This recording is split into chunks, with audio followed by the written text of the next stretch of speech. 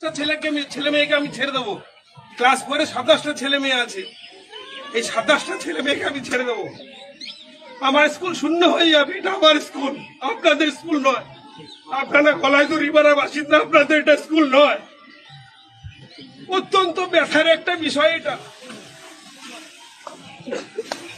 আমাদের স্কুলে 400-500 স্টুডেন্ট দাঁড়াতো, এখন 30টা ছেলেকে নিয়ে আমাদের ক্লাস করতে হয়। যে কটা ছেলে মেয়ে এসে পড়ালে কিছু ফিডব্যাক পাওয়া যায় না। অত্যন্ত ভালোবাসি আমি গলাইদড়ি স্কুলকে। আমি আমার জীবনের যে কদিন কর্মজীবন আছে আমি স্কুলকে ভালোবেসে যাব। আপনারা একটু দেখবেন, গলাইদড়ি পাড়া যারা আছেন, বাচ্চাদেরকে এখানে ভর্তি করার একটা ব্যবস্থা করুন। ক্লাস 4-এ আমাদের এবার 91টা স্টুডেন্ট আছে, আমি 27 জনকে ছেড়ে দেবো। আমাদের স্কুলে স্টুডেন্ট দাঁড়াবে 60টা। আপনাদের ভালো লাগবে তো? এই স্কুলটা বন্ধ হয়ে যাবে আগামীতে, আপনাদের গ্রামের এই স্কুল বন্ধ হয়ে যাবে। আজকে দিনে কথা বলার নয়, কিন্তু আমার এই ছোট ছোট ছেলে মেয়েদের থেকে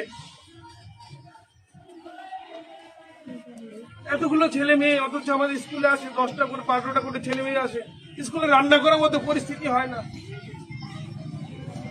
আপনারা প্লিজ একটু ব্যবস্থা করুন। নেতাজির জন্মদিন আজকে অত্যন্ত গর্বের দিন, আমাদের প্রত্যেকটা ভারতবাসীর কাছে অত্যন্ত গর্বের দিন। তিনি না হলে আমাদের ভারতবর্ষ হয়তো স্বাধীনই হতো না।